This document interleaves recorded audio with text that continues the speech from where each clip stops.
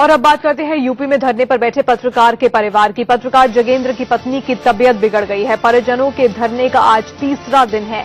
परिवार सीबीआई जांच की मांग कर रहा है। आज हाईकोर्ट में भी सीबीआई जांच की मांग को लेकर सुनवाई होनी है, लेकिन सरकार आरोपी मंत्री राममूर्ति वर्मा पर कार्रवाई करने को तैयार नहीं है। कल शिवपाल यादव ने कह दिया कि जांच से पहले राममूर्ति वर्मा को हटाने का सवाल ही नहीं होता। सीधे शाहजहांपुर का रुख करते हैं, जहां से रजत राकेश टंडन हमारे साथ जुड़े हुए हैं। रजत, जो रुख सरकार का रहा है, यूपी सरकार का रहा है, उससे बहुत आहत ये परिवार है, इसमें कोई दो राय नहीं है। क्या अब हाईकोर्ट के फैसले का इंतजार हो रहा है? और इस बीच अपडेट ये भी दीजिए कि वहां पर जगेंद्र की पत्नी की हालत कैसी है?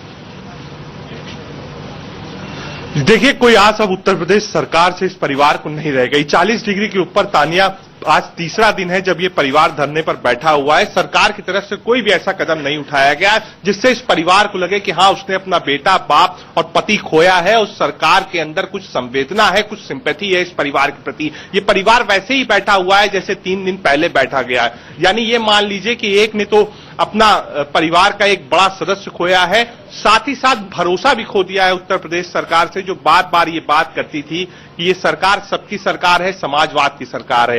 पीछे हालत देख लीजिए, जगेंद्र सिंह की जो वाइफ है वो इस वक्त लेट चुकी है क्योंकि उनकी तबीयत कल रात से ही खराब है। डॉक्टर्स का समूह देर रात कल यहां पर आया जांच करने के लिए, ड्रिप भी चढ़ानी पड़ी क्योंकि आस खो बैठी थी। एक साइकोलॉजिकल प्रेशर था इनके ऊपर कि सरकार की रजत, माफ कीजिएगा, यहाँ पर आपको बीच में रोकना चाहूंगी क्योंकि यूपी के मुख्यमंत्री अखिलेश यादव का एक बयान सामने आ रहा है। अखिलेश यादव ने अभी अभी बयान दिया है और कहा है कि समाजवादी किसी के साथ अन्याय नहीं करते। पत्रकार हत्याकांड पर अखिलेश का यह बयान सामने आया है। विपिन चौबे ज्यादा जानकारी के साथ जुड़ गए हैं। विपिन, ये अन्याय नहीं है इस परिवार के साथ तो फिर और क्या है कि धरने पर बैठने को मजबूर होना पड़ रहा है, तबीयत खराब हो रही है, लेकिन जिस जगह वो रहते हैं वहां की सरकार उनकी तरफ देख भी नहीं रही है, कोई मदद का हाथ आगे नहीं बढ़ा रही है, उनकी मांगों को सुनना तो बहुत दूर की बात है।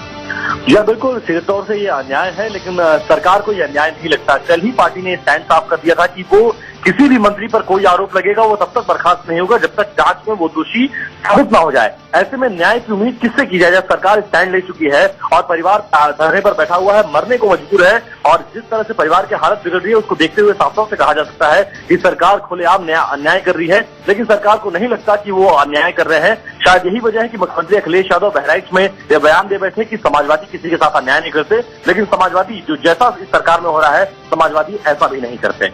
विपिन, धन्यवाद इस जानकारी के लिए। रजत, आपका भी शुक्रिया हमारे साथ जुड़ने के लिए। एक छोटे से ब्रेक के लिए